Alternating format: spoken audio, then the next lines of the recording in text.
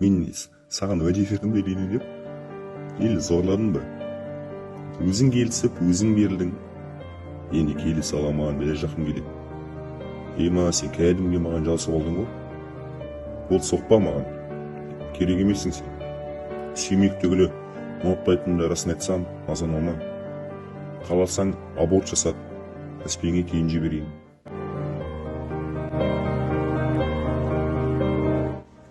Жанар, мен сізге осыған дейін ескерттім.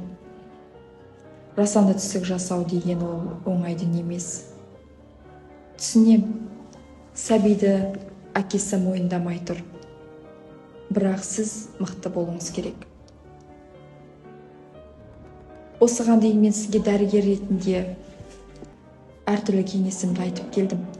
Бірақ бүгін Жанар, сізге мен әпкеңіз, анаңыз орнында айтқым келеді. Сіз асықпаңыз. Сәбилі болу деген ол оңай дүние емес. Сіз жасанды түсік жасаттық дейік. 10 жыл өміріңізді елестетіңізші, болашағыңызды елестетіңіз. Сіз қайта сәби сүю мүмкіндігінен айырылуыңыз мүмкін. Сіз болашақта әлі алда өміріңіз жассыңыз. Жаңа туған сәбиді көз алдыңызға елестетіңізші, кішкене сәбиді. Тірі сәбиді елестетіңізші, Жанар. Сол тірі сәбиді сіз өз қолыңызбен өлтіргенмен тең. Жасанды түсік дегеннің қиындығын білесіңіз бе? Сіз тірі сәбиді өз қолыңызбен өлтіргенмен тең. Асықпаңыз. Ойланыңыз дегім келеді сізге.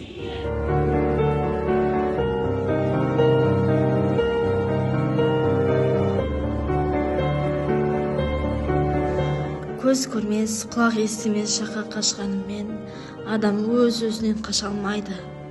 Миымды мүжіген ойлардан, өзімді өртеген өсектен қаша алмадым. Бірақ бұдан басқа амалым жоқ.